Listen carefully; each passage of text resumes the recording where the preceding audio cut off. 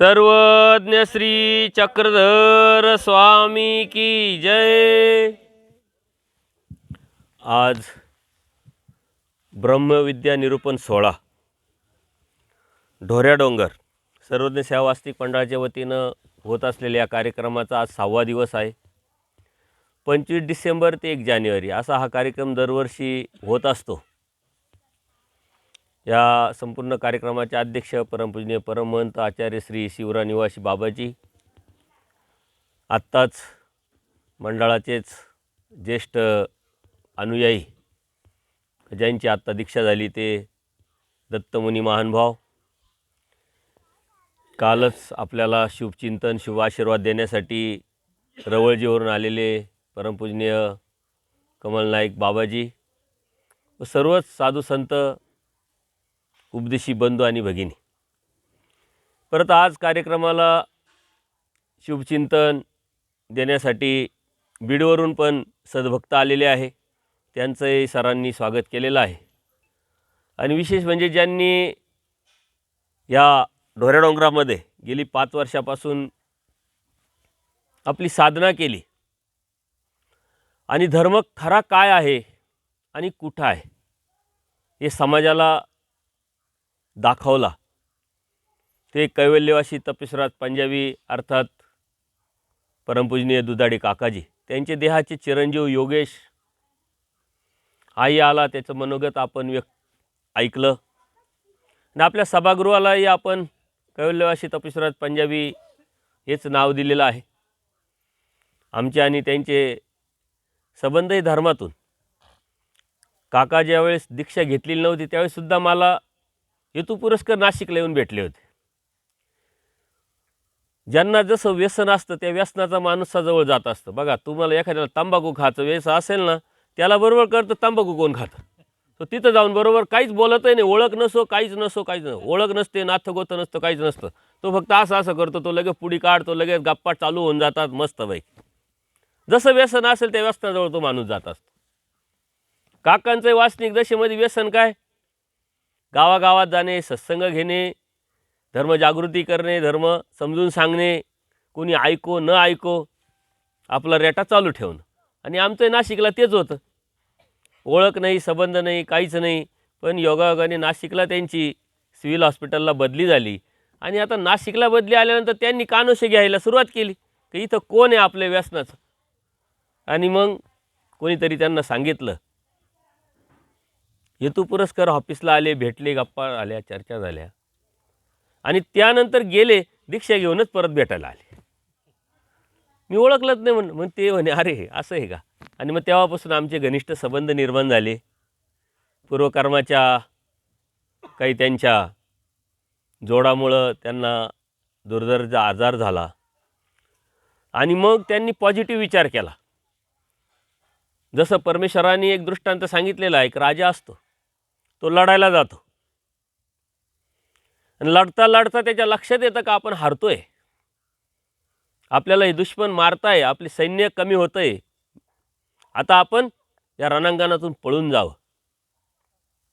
आपण स्वतःला वाचवावं। आणि म्हणून तो मागे फिरतो। मागे फिरता फिरता त्याच्या हे लक्षात येतं की आता हे जे दुश्मन आहे ते आपल्याला पळून मारणार आहे, ते आपल्याला सोडणार नाही आहे।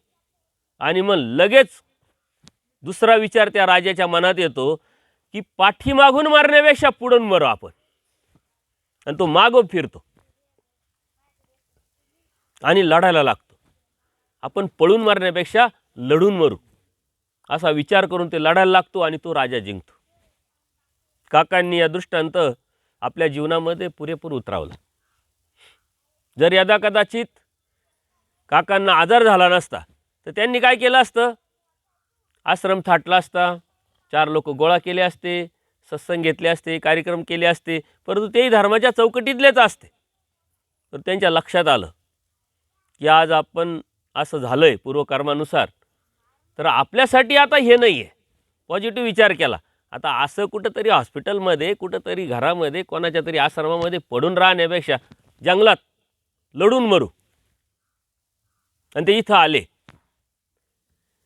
योगायोगाने मंडळाच्या संपर्कात ते जास्त आले, मंडळांनी भरपूर सेवा केली, सेवाभाव मंडळाच्या प्रत्येक सद्भक्तामध्ये परमेश्वर कृपेने ठासून भरलेला आहे.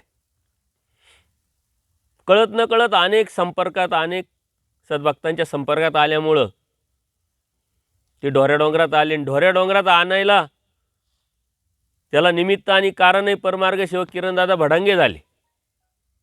काकांची इच्छा होती जंगलात राहायचं, इथं व्यवस्था नाही, काही नाही. किरणनी बळ दिलं, बाबा काका चला आपण येतो, मी येतो, राहतो तुमच्याबरोबर. मग पाणी खालून आणायचं, ते त्या बाजूला होते. पाणी खालून आणायचं, गॅस खालून आणायचा, उघड्यावरच झाडाखाली राहायचं. आणि ते 7-8, 10 दिवस, 15 दिवस ते राहिले. एक अनुभव घेतला आणि त्यांना ते एक बळ भेटलं, आयडिया आली आणि मग ते इथंच राहायला लागले.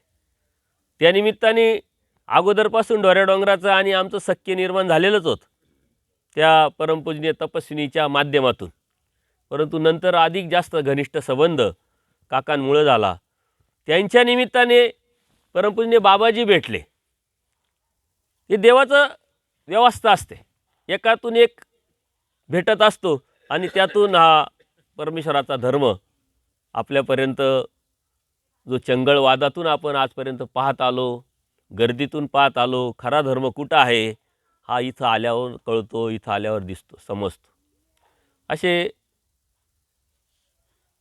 काकांचे जे आठवणी त्या भरपूर आहे. सकाळीच आपला 5 ते 6 सत्र झालं. मॅडम म्हटले चला आम्हाला डोंगर दाखवा.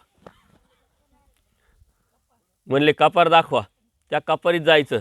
म्हणले कोण नेईल तुम्हाला? बोललो की नाही. ते म्हणे तुम्ही. नाही जमणार म्हटलं. ते काका करू जाणे म्हटले. काकांचं काम काकांनी केलं म्हटले. ते व्यसन होतं. जेव्हा कार्यक्रम मागच्या वर्षी होता, सकाळचं सत्र झालं का, मला काका विचार भाऊ झालं तुमचं? ओके झालं, चला मग सर्वांना घ्यायचे. ते त्या कापारीत घुसायचे. कापारी पाहत डोंगर करत करत इकडे यायचे. आजही यूट्यूबवरती ते सत्संग आहे. काकांचा एक सत्संग तिथं आस्ती परिवर्ती झाला होता. आणि एक त्याच्या अगोदर काय घेतला होता कार्यक्रम मी तिथं, कोणी व्हिडिओ ऐकलाय सांगा बरं. त्या जंगलामध्ये कसला कार्यक्रम घेतला होता? मी कार्यक्रम हा सांग किरण. नाही नाही नाही, काही फेकायचे कामं नाही करायचे. वचनांच्या भेंड्या घेतल्या होत्या, आठवलं का? ते तिथंच घेतलं होतं. काका समोर होते. काका म्हणे आता कसं आहे काका, भाऊ तुम्ही सुरू, पहिले तुम्ही सुरू करा, वातावरण निर्माण करा, मग मी. आणि मग आता मी अचानक काकाने सांगितलं मी तर पोती घेणार आहे, पण आता तुम्ही सुरू करा. म्हटलं आता काय करावं, काय बोलावं. चला म्हटलं काहीतरी यांना जरा उत्साह निर्माण करण्यासाठी मग आपण ते भेंड्यांचा कार्यक्रम तिथं घेतला होता. वचनांच्या भेंड्या. एकाने वचन सांगायचं, शेवटच्या शब्दावरून दुसऱ्यानी दुसरं वचन सांगायचं. तर लेडीज आणि जेंट्स असे 2 भाग केले होते. तो व्हिडिओ आजही तुम्ही पाहू शकता, आहे की नाही. अशा काही आठवणी आपण अनेक परंपरेच्या अनुषंगाने आपल्या पूर्वजांची आपण आठवण काढतो. ते तर आपल्या नशिबात नाही, आपण ऐकूच आहे. परंतु त्या तपस्विनीच्या माध्यमातून, काकाबाबांच्या माध्यमातून आपल्याला त्या पूर्वजांपर्यंत, जो पूर्वजांनी काय तपस्या केली असेल, काय साधना केली असेल. आज तर खूप परिस्थिती चांगली आहे. आज दिगंबर आहे, रघु आहे, बाबांनी चांगली व्यवस्था केलेली आहे. आता किरणनी बारगजे सरांनी त्याच्यापेक्षा 5 स्टार व्यवस्था केलेली आहे, तरी यायला कोणी तयार नाही. ते दररोज म्हणते येता का, चावी. किरण चावी देतो, हे पुढं पळत आहे. हा मग ते समजने वालों की इशारा काफी आहे. किरण होतो चावी घ्या, पण तरी कोणी थांबायला तयार नाही. याचं कारण काय आहे? परमेश्वर कळाला पाहिजे, परमेश्वर समजला पाहिजे, परमेश्वर जाणवला पाहिजे, आणि तो कुठं आहे हे लक्षात पण आलं पाहिजे. आपल्याला सर्व समजतं, देव कळतोय, जाणवतोय, पण कुठं हे समजत नाही. मी ज्यावेळेस पहिल्यांदा इथं या ढोऱ्या डोंगरात आलो होतो, त्या तपस्विनींना भेटायला. त्यावेळेस गाडी दिगंबरच्या घरापर्यंतच आली. रघुन दिगंबर आहे का इथं आता? ते म्हटले तुम्ही तर आले, हा दिगंबर आला बघा, दिगंबरसाठी टाळ्या वाजवा. त्याचं नाव काढलं, 100 वर्ष आयुष्य. पुढे येऊन बस बाळा. ढोऱ्या डोंगर दाखवणारा पहिला माणूस दिगंबर आहे आमचा. देवाने ना निमित्त मानिजे. त्यांनी सांगितलं, म्हणलं अरे त्या ताईंना भेटायचंय. म्हणजे नशीब तुमचं, प्रयत्न आपला. किरण होता, बरेचसे सद्भक्त होते मायावर त्यावेळेस. आणि मग गाडी तिथं लावली. पायी पायी पायी पायी बरं 2-4-5 किलोमीटर आतमध्ये गेलो. भेटेल का नाही माहीत नाही. एका गुराख्याने विचारलं, मग त्यांनी सांगितलं अशाच्या ठिकाणी आहे. त्यावेळेस पहिली भेट आणि या डोंगराचा परिसर त्यावेळेस उमगलं. त्यावेळेस जाणवलं धर्म तिकडं नाही, धर्म इथं आहे. ती चंगळवा, ती गर्दी, ते कार्यक्रम, मोठा मोठा तो डामडोल, तिथं जी सात्विकता भेटायला पाहिजे ती भेटली नाही कुठंच. म्हणून मी त्या कार्यक्रमांमध्ये कुठं रमलो पण नाही. तिथं रमण्याचं कारण तेच आहे. कारण या साधू संतांनी एक झलक आपल्याला दाखवली, एक छोटीशी गोष्ट आपल्याला दाखवली का त्यावेळची परिस्थिती काय असेल. बाबा म्हणता 25 वर्षापूर्वी आम्ही इथे यायचं, त्यावेळेस काय परिस्थिती असेल. पाणी नाही, रातचा नाही, लाईट नाही, अनेक गोष्टीची अडचण आहे. आणि त्याच्या पलीकडे जाऊन 100 वर्षापूर्वी 200 वर्षापूर्वी काय परिस्थिती असेल. ते साधक आजही आम्हाला भिक्षाला जायचं तर 5, 7, 8 किलोमीटर जावं लागतं. काकांचे दररोजचे 20-20 किलोमीटर चालायचे. परंतु देव भेटणार आहे या निष्ठेवरती ते इथं थांबले. या आठवणी आपल्याला जागावता आल्या पाहिजे. या आठवणीतून आपल्या हृदयात सत्व उतरवता आलं पाहिजे. दंड कालय बाबांनी परच्या दिवशी आपल्याला कुठं सत्र घ्यायला लावलं वरती. याचं कारण काय आहे की ज्या ठिकाणी आपल्या साधकांनी पूर्वी देवाला जवळ केलं तेवढी योग्यता आपला नाही, अधिकार आपली नाही आहे. पण निदान त्या जागेवरती बसल्यानंतर ते सत्व तरी उतरलं पाहिजे आपल्या हृदयामध्ये. ती आठवण तरी जागली पाहिजे. ती जागावता आली तर आपण जिवंत राहू. अन्यथा आपण तर मेलोच आहे. आपण बघतोच मेलेलोच आहे. आणि म्हणून हा ढोऱ्या डोंगराचा परिसर आपण कार्यक्रम घेऊन इथं कार्यक्रम घेणं अवघड आहे. व्यवस्था नाही, हे नाही, ते नाही. परंतु सर्व या परमेश्वराच्या धर्मावरती प्रेम ठेवून आपण आलेले, कालही 40 गावचे देवळी वगैरे सर्व मंडळी आली, त्यांचे आपण टाळ्या वाजवून स्वागत करू. आजही बरेचसे आता संभाजीनगरचे लोक येणार आहे, काही नांदेडचे लोक येणार आहे. आता लोक वाढत राहतील आज उद्या परवा. कारण संसारात प्रपंचात अनेक कामं, अडीअडचणी, जबाबदारी, त्यातून वेळ काढून इकडं येणं एवढं सोपं नाही. आणि इथं कोणी येऊ शकत नाही. परत परमार्गसेवक बारगेजे सर, त्यांचे वडील पण आज आलेले आहे. सर्वांनी टाळ्या वाजून स्वागत करा त्यांचंही. त्यांच्यासाठी टाळ्या याच्यासाठी आहे का आता परत जाऊ नका. सर्वात जास्त टाळ्या आईने वाजवल्या. बरोबर की नाही. शुभचिंतन करणं आपलं काम आहे, सांगणं आपलं काम आहे, वासना ठेवणं आपलं काम आहे. देणारा जीव आहे, देणारा देव आहे, घेणारा जीव आहे. आणि त्यातून तो त्यांनी काय घ्यायचं, काय नाही घ्यायचं, कसं घ्यायचं त्यांनी ठरवायचं. काल आपण बघितलं संसरण प्रकरण आपलं चालू आहे. 14 सूत्रापर्यंत आपण आलेलो आहे. चैतन्यापर्यंत उजळे, चैतन्य शिवजी चैतन्यापर्यंत उजळे. म्हणजे हा चैतन्य इथला म्हणजे संलग्न. तो संलग्न या जीवामुळं मळतो अगदी मृतिकापर्यंत, उजळतो त्याच्या चैतन्याच्या प्राप्तीपर्यंत. संगत त्याची आहे, परंतु त्याला सुख दुःख नाही. जीवाला सुख आहे, दुःख आहे, परंतु त्या संलग्नाला नाही. त्याचे उदाहरण मी काय दिलं, संलग्न हा रनर आहे, संलग्न हा रायटर आहे की नाही. तो आपल्याबरोबर आहे. तो कशासाठी दिलेला आहे, परमेश्वराच्या प्राप्तीपर्यंत. परमेश्वराने मायेला आदेश केला की तुझा अंश याला चिटकव, सामर्थ्य दे आणि माझ्यापर्यंत घेऊन येण्यासाठी याला आदेश दे. म्हणजे तो आपल्याला पुढं पुढं घेऊन जातोय. परंतु कर्मराटीत तो आपल्या पुढं होता, चेष्टा तो करत होता, आता दैवराटीत आपल्या पाठीमागं आहे. वासनिकांना आजही कर्मराटीच्या कार्याचा तो पुढं आहे, दैवराटीच्या कार्याला मागं आहे. परंतु अनुसरल्या पुरुष स्वतंत्र झाला, स्वातंत्र्य मोक्ष. आपलं पारतंत्र जे आहे, आपला जो बंद आहे, तो देवाने अनुसरणात काढला. पण अनुसरण म्हणजे कपडे नव्हे, अनुसरणाचा तो शिक्का पडला पाहिजे. येथीची मोहरीची पुरे, पण मोहर चिटकवली, सुरुवात झाली आहे. त्या अनुषंगाने आपण हे सूत्र पुढं पुढं घेऊन चाललो आहे. विषय अवघड आहे, पण तरी मोकळं विवेचन करून थोडा समजावण्याच्या अनुषंगाने परमेश्वर कृपेने साधू संतांच्या शुभचिंतनाने हा विषय आपण सोपा करण्याचा प्रयत्न करतोय. अनाचा करणं त्याशी अभिमान.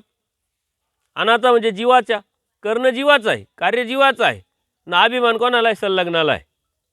आपलं आहे ना. पूर्वीचे काही म्हणी याच्यात बसवता येतात आपल्याला. घोडं कोणाचं आणि भूषण कोणाचं? भूषण कोणाला असं होतं ना, कधीतरी ऐकलं असेल तुम्ही. खेड्यागावातल्या मंडळीला म्हणायचे राजकारणातला माणूस आहे, त्यांनी बरोबर पाहिलं. म्हणजे काम कोणाचं, कार्य कोणाचं आणि अभिमान कोणाचं?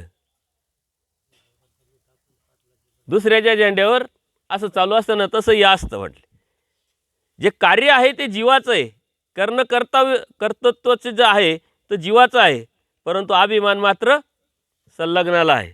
त्या संलग्नाला वाटतं मीच करतोय ते, कारण नसताना. अभिमान म्हणजे मानलेपणाचं, सुखदुःखाचं जे जीवाने प्रथम उल्लेख केला, संलग्न त्याचा अभिमान घेऊन क्रिया जे आहे, त्याच्या प्रारब्ध जे आहे, करण्याकरता चेष्टा तो करायला लागला. मग अनारब्धाचं प्रारब्ध म्हणजे मानसिकेचं, वाचिकेचं प्रारब्ध हे करायला लागला.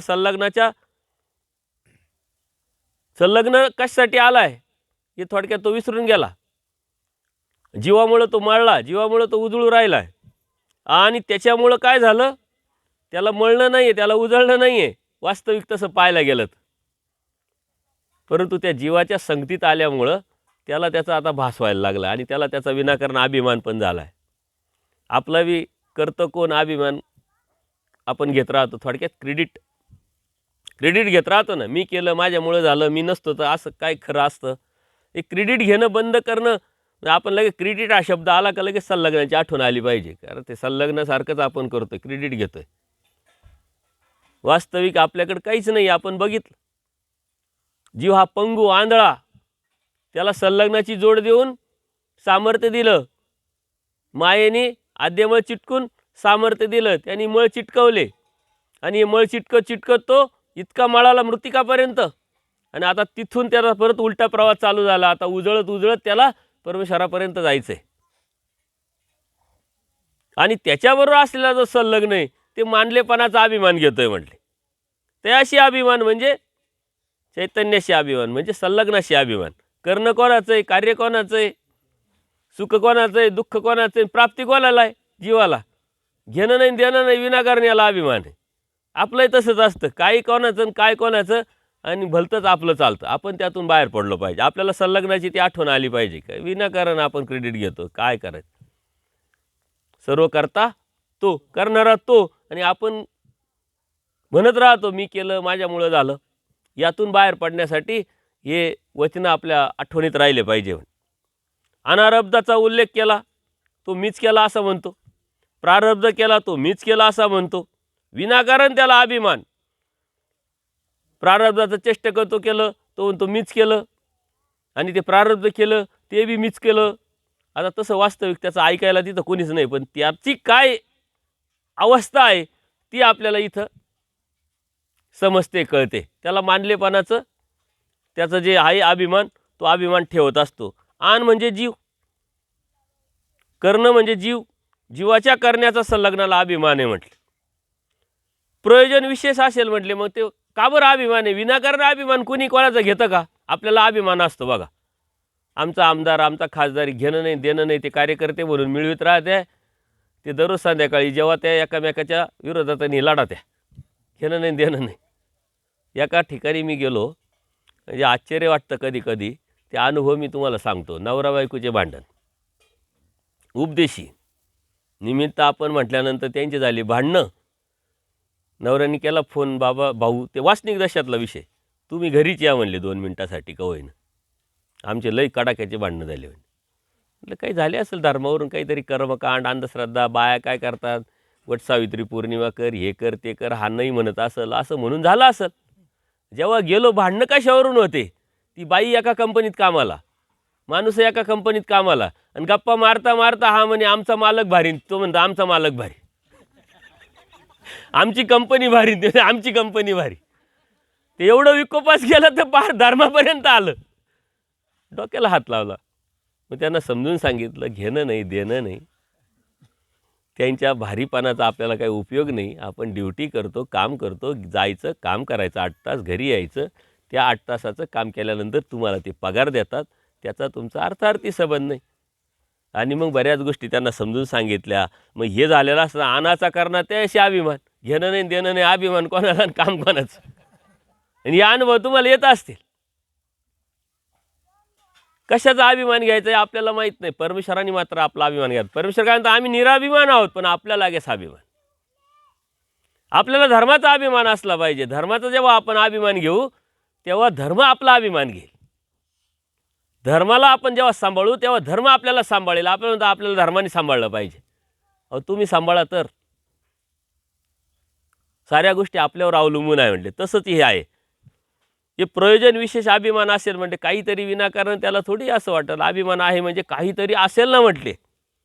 म्हटले वायफटीचा अभिमान, काहीचं कशाचं काय म्हटले, वायफट म्हणजे व्यर्थ अभिमान आहे म्हटले त्याला. वायफट आपण म्हणतो ना, काय वायफट कामं करतो, वायफट गप्पा मारतो. वायफट म्हणजे व्यर्थ, त्याला कोणत्याही प्रकारचं कारण नाही, त्याला कोणत्याही प्रकारचं प्रयोजन नाही, त्याला कोणत्याही प्रकारचा आउटपुट नाही, फायदा नाही, तोटा नाही. म्हटले काय यडपटासारखा बसतो, काय यडपटासारखा बोलतो. ते शब्द इथं आलेले बघा. बऱ्याच शब्द आपल्या बोलीभाषेमध्ये जर ग्रामीण ढंगात गेले तर ते ग्रामीणचे जे शब्द आहे आपल्या लीळाचरित्रात दिसतात, पक्षकारांच्या शब्दात दिसतात. बरेच शब्द आहे असे, परंतु ग्रामीण शब्द इथले शब्द ते बरोबर येतात. तर इथं वायपटचे अभिमान म्हणजे व्यर्थ अभिमान आहे म्हटले, त्याला काही कारण नाही म्हटले. आपल्याला सहज शंका येते त्याला अभिमान आहे म्हणजे काहीतरी कारण असेल, त्याला काहीतरी त्याचा फायदा असेल, तोटा असेल, काहीतरी असेल ना. म्हणजे काही नाही, विनाप्रयोजन अभिमान आहे म्हटले, व्यर्थ अभिमान आहे म्हटले, त्याला कोणत्या प्रकारचं कारण नाही म्हटले. मग तो व्यर्थ अभिमान तो कसा म्हटले, का बरं व्यर्थ अभिमान, कोणी बी कसा काय अभिमान घेईल म्हटले, व्यर्थच कसं काय घेईल. चैतन्य ते लेपाधिकारे नवेशी परी सुख दुःख सरीसी भोगी म्हटले. चैतन्याला कोणत्या प्रकारचा लेप नाही, सुख नाही, दुःख नाही. आपण काल बघितलं, जो रायटर असतो तो नापास झाला काय आणि पास झाला काय, त्या रायटरला काय घेणं देणं नाही. तो काय म्हणजे असं झालं की पास तो झाला आणि पेडा रायटर वाटितो, असं होईल का. तू पास झाला का, नाही नाही, मग मी ज्याचा पेपर लिहिला तो पास झाला. लोक काय समजतील, हे डोक्यात पाणी झालं काय याच्या, याला घेणं नाही देणं नाही ना, हा पेढे वाटू राहिला. व्यर्थ अभिमान, वायफट अभिमान, घेणं नाही देणं नाही, काय संबंध त्याचा. तसं म्हटले संलग्न जो आहे लेपाधिकार म्हणजे लेप नाही, त्याला लेप निष्पत्तीचा अधिकार नाही, त्याच्यामुळे सुखदुःख नाही, तो भोगत नाही. जीवाबरोबर फक्त मानलेपणाचं सुख आहे, मानलेपणाचं. जसं एखादा मित्र आहे, 2 मित्र असतात. एका मित्राला अचानक काहीतरी त्याच्या जमिनीतून समृद्धी हायवे गेला किंवा त्याच्या जमिनीतून आता रिंग रोड जाऊ राहिला, गव्हर्नमेंटकडून अचानक त्याला पैसे आले त्याला अभिमान याला, माझा मित्र, परंतु त्याचा फायदा तोटा कोणाला. आणि मित्र कुठपर्यंत आहे, जोपर्यंत हा पैसे त्याच्याकडे उसने मागत नाही तोपर्यंत. पैसे उसने मागितले का तो बी कटून टाकतो. मग पैसे आले का सारे नातेवाईक गोळा होतात. आणि ज्याला कोणीही काडीची किंमत देत नाही, पैसा आला का त्याला सारे लोक मोठे मोठे म्हणतात.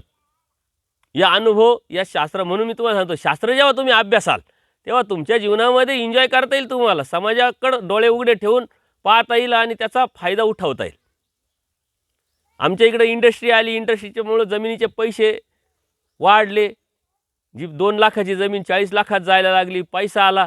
एक व्यक्ती होती, त्याची वडलोपार्जित जमीन 2-4-5 एकर विकली, 40 लाख रुपये एकरने, 2-3 कोटी रुपये आल्या. त्यावेळी 2-3 कोटी म्हणजे नुसते ऐकून काही लोक बेशुद्ध झाले. घेणं नाही देणं नाही, काही नाही, गोदाड्या घेतल्या. अरे बापरे, एवढे पैसे. परंतु काय झालं की ज्या माणसाला पैसे आले त्याला काडीची किंमत नव्हती. सारं गाव त्याला अण्णा अण्णा म्हणायला लागलं, कोणी दादा म्हणायला लागलं, कोणी काका म्हणायला लागलं. त्याला बी असं वाटलं का अरे आयला आपण काय सर्वसाधारण माणसं आहे का. मग सारे नातेवाईक आले. मग एक आला, थोडंसं 5-50 हजार रुपये ते थोडंसं अडचण आहे. त्याला वाटलं आपल्याकडं पैसे मागायला आले, ठीक आहे चाल घेऊन जाय. याला 50 दिले, याला 10 दिले, याला लाख दिले. असं करत करत बरेच पैसे संपले. आणि पैसे संपल्यानंतर मग त्याला आठवणीत आले आपण कोणाकोणाला पैसे दिले. मग याच्याकडे मागायला गेले का, तो म्हणतो त्यांनी दिले का, नाही ना अजून. मग त्यांनी दिल्यावर मग माझ्याकडे कंगाल झाला. त्याचा ट्रॅक्टरसुद्धा मग कंपनीने बँकेने ओढून न्याला. तर ही सारी जी परिस्थिती आहे, विनाकारण अभिमान जो आपण घेतो तो आपल्याला इथं दिसतो. मानलेपणाचं सुखदुःख, मानलेपणाचा अभिमान येतो. एका मित्राला पैसा आला, दुसऱ्या मित्राला काय मानलेपणाचा अभिमान, माझा मित्र आहे व कधीतरी कुठेतरी जाणं येणं ठीक आहे. त्याला स्वच्छ बुद्धी, त्याला स्वच्छ विचार जर असेल तर ती गोष्ट वेगळी. परंतु विनाकारण व्यर्थ अभिमान घेऊन काय उपयोगाचं आहे का, तो त्याला काही उपयोग पडणार नाही. त्याचा पैसा आणि त्याची इस्टेट काय उपयोगाची, तो उपयोगी आली तर उपयोगाची, अन्यथा विनाकारण तू मोठे की करतो कशाला. तसंच याचं आहे त्या संलग्नाचं, या तो अभिमान आहे म्हटले, त्याच्यामुळं तो व्यर्थ आहे. त्याला कोणत्या प्रकारचं कारण नाही आणि त्याला कोणत्या प्रकारचं जे बी आहे ते विचार नाही म्हटले. हे सर्व व्यर्थ अभिमान आहे म्हटले. जीवाला सुखदुःखाचा भोग प्राप्त झाला असता, त्यामध्ये काय मग संलग्नाचा वाटा. मागच्या वेळेस आपण बघितलं का त्याला कोणत्या प्रकारचं सुखदुःख नाही, पण मानले म्हणतो त्याला दुःख झालं, यालाही वाटतं मला दुःख झालं. जसं आपल्या संबंधामध्ये कोणीतरी काहीतरी दुःखद घटना झाली, आपण तिथे गेल्यानंतर त्या वातावरण निर्मितीमुळं आपल्याला थोडंसं दुःख होतं, पण ते वास्तविक दुःख असतं का, लाजकाचं दुःख असतं. काय मौतीला आला न डोळ्यात पाणी नाही आणलं, तिथं डोळ्यात पाणी येतं. पण देवाचं काही ऐकल्यानंतर डोळ्यात पाणी येत नाही आपल्याला. आपल्याला त्याचा विषय वाटत नाही, कारण ते सत्वाशी निगडीत आहे आणि ते राजस तामसाशी निगडीत आहे. भाग वेगळे. डोळ्यात पाणी कुठं आणायचं आणि कुठं नाही आणायचं. आपल्याला तर टी व्हीवर मालिका चालली ते रडत आहे, आपणही रडतो का नाही. मानलेपणाचं घेणं नाही देणं नाही. एक तुम्हाला गोष्ट सांगतो. ऑफिस असतं, सारे नौकर लोक आलेले असतात आणि पाठीमागून मग बॉस येतो. एका कोपऱ्यात सारे बाया माणसं उभे राहतात. 1-2 बाया असतात, त्या रडतात, कोणीतरी सांत्वन करतं. याला वाटलं कोणीतरी गेलं. तो बॉस जातो आपल्या केबिनमध्ये, बेल वाजवतो शिपायला. अरे काय झालं काय. अहो ते तुम्हाला माहीत नाही म्हणे. नाही माहिती म्हणे. तो नाही का ते XYZ अभिनेता नट तो वारला म्हणे. अरे वारला. अहो वारला म्हणजे टी व्हीत वारला म्हणे, खरं नाही वारला. त्या बायांवर एवढा परिणाम झाला का त्या ऑफिसमध्ये येऊन रडायला लागले आणि 2-4 जण त्यांचं सांत्वन करून राहिले. एवढा परिणाम आपल्या समाजाच्या या गोष्टीचा आपल्यावर होत राहतो. पण परमेश्वराच्या लीळेचा परिणाम, वचनाचा परिणाम, आचाराचा परिणाम, देवाने आपल्याला काय केलं, आपल्यासाठी काय केलं आहे, हे ऐकल्यावर याचा परिणाम आपल्यावर होत नाही. याचं कारण काय, तर ते लागले पण नाही, वेच नाही, आवड नाही. त्या परमेश्वराने आपल्यासाठी काय केले, त्या गाडीवाल्याला सांगा इथून गाडी जाणार नाही, कोण आहे बघा, एक जण जा. ते मानलेपणाचं जो आहे तो भोग, त्याला दुःख नाही, सुख नाही.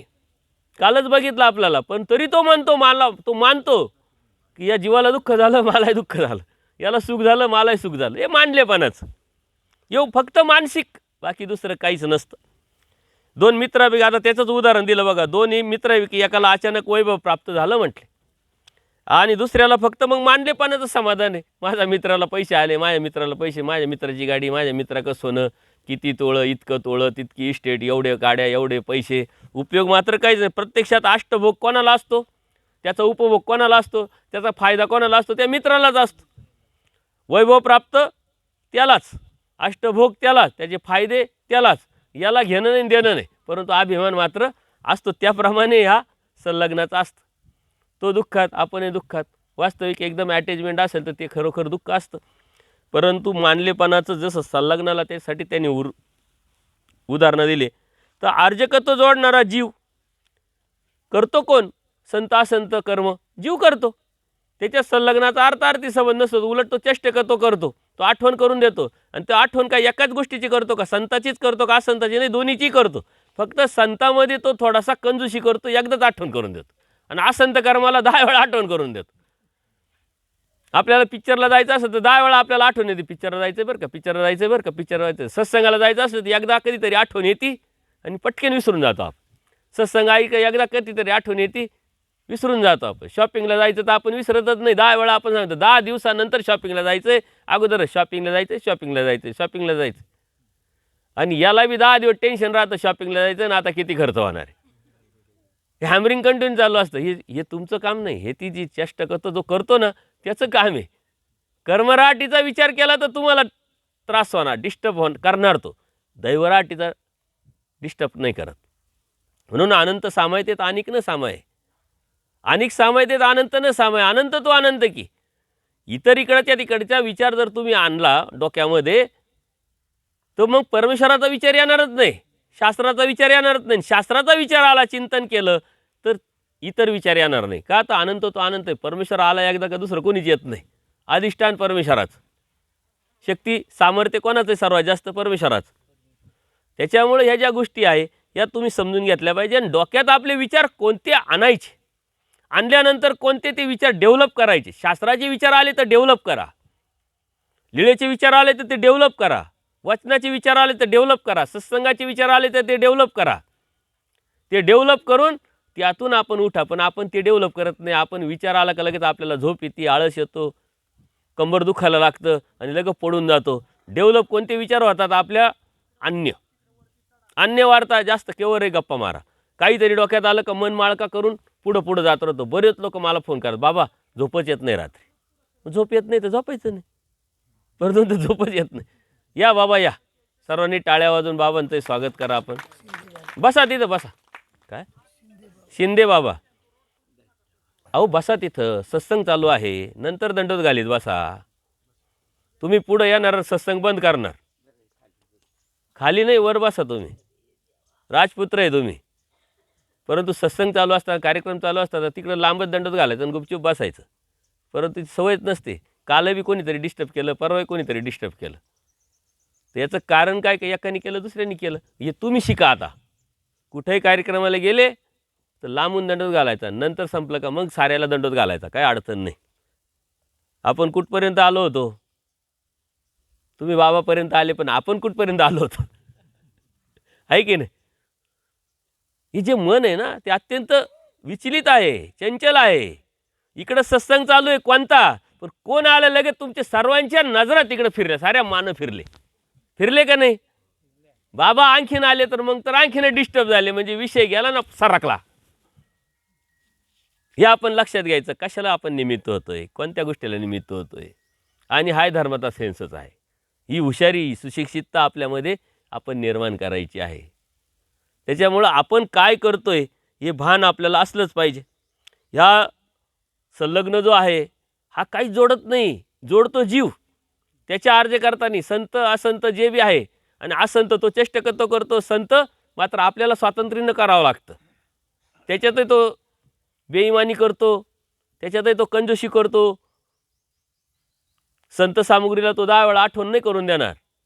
परंतु तुम्हाला अजून एक सांगतो, संत सामुग्री म्हणजे चांगले कर्म, धर्माच्या अनुषंगाने विचार, चिंतन, ती एकदा लागली ना सवय, मग इतरांची आपोआप निघून जातात. आपोआप निघून जातं. ती सवय आहे. त्या सवयीवर आपण पुढं काय लावायची सवय, काय घ्यायची. देव तर सांगतात सवय ती काहीशीची नसावी. आपल्याला भलत्या सवयी आहे. इकडं आलो नाही, जागा बदलली, झोपच येत नाही, ही सवय. या साऱ्या गोष्टी तोडायच्या आहे. परंतु सवय कशाची लावायची, निग्रह कशाचा करायचा आहे? ऊर्ध्वगतीचा, उच्चगतीचा. या ज्या गोष्टी आहे या आपण अर्जकत्व जोडणारा जीव असले, त्याच्यामुळे त्या जीवाला सुखदुःखाचे भोग, संलग्नाला काहीच नाही, तरी पण तो मानलेपणाने मानतो. कर्मराटीमध्ये आपण या गोष्टीचा अनुभव घेत राहतो. जैसा कवनी एक वाराणसी घोड्या ओळघोनी गेला, ती क्रिया दोघी केली, परी पुण्य ते कोणा म्हटले. तसा कोणीतरी एक जीव आहे, घोड्यावर बसून कुठे गेला? वाराणसीला. आता घोडाही वाराणसीला गेला आणि त्याच्यावर बसणारा वाराणसीला गेला ना, भेटणार कोणाला? घोड्याला भेटेल का बसणाऱ्याला भेटेल? मग तो गेला, त्याला काय भेटेल? तसं मानलेपणाचं प्रवास कोण करतोय? जीव. अर्जकत्व कोण जोडवतोय? जीव. संत असंत सामुग्री कोण करतोय? जीव. त्याच्यामुळे त्याला दुःख, त्याच्यामुळे त्याला सुख. घेणं नाही देणं नाही, याला मात्र काय? याला काहीच नाही. परंतु हा जोडल्या गेलेला आहे, त्यामुळं घोडा दोघांनी बी तिथं गेला. पुण्य मात्र कोणाला? जो घोड्याला लागणार नाही पुण्य, त्याच्यावर बसणारा जो आहे त्याला लागणार आहे. आणि म्हणून आपण इथं जो प्रवास जो करतोय, तो जीव करतोय, तो प्रवास जीव करत असल्यामुळं लागणारं जे आहे ते जीवाला लागणार आहे, संलग्नाला नाही. यात्रेकरू स्थानी जीव आहे म्हटले, आणि घोडेस्थानी कोण आहे? संलग्न आहे. त्याला काहीच भेटणार नाही. तो त्याची चाकरी करतो, त्याची नोकरी करतोय, परंतु चेष्टक तो मात्र करतो. त्याच्या चेष्टकात्वातून बाहेर पडणं म्हणजे स्वतंत्र होणं. त्याचा अंमल आपल्यावर चालला नाही पाहिजे, आपला त्याच्यावर अंमल चालला पाहिजे, आपला प्रभाव त्याच्यावर चालला पाहिजे. पण हे कधी होईल? जेव्हा देवतेच्या अधिष्ठानापासून तुम्ही दूर व्हाल. देवतेचं अधिष्ठान आहे, मन अधिष्ठात्री देवता, चक्षु अधिष्ठात्री देवता आहे की नाही, बुद्धी अधिष्ठात्री देवता, सारे अधिष्ठात्री देवता आहे. आपल्यामध्ये पिंडस्थ आहे, आपल्यामध्ये मळ आहे.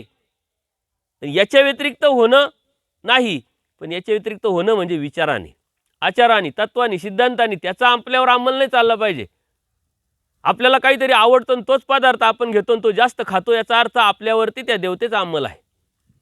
काहीतरी इकडूनच्या तिकडूनच्या गप्पा ऐकाव्याशा वाटतं, याचा अर्थ त्या देवतेचा प्रभाव आहे. वाईट गोष्टीची पाहण्याची इच्छा होणं, याचा अर्थ त्या अधिष्ठानाचं कार्य आहे. मनात काहीतरी मनमाळिका चुकीच्या गोष्टी येतात, याचा अर्थ त्या देवतेचं कार्य चालू आहे, परमेश्वराचं कार्य चालू नाही. परमेश्वराचं कार्य जेव्हा चालू होईल तेव्हा हे सारं अधिष्ठान निघून जाईल. जिथं परमेश्वर आला, सर्वोच्च जी पॉवर आहे, सर्वोच्च जी शक्ती आहे, ती आल्यानंतर कोणत्या देवतेचं अधिष्ठान राहील का?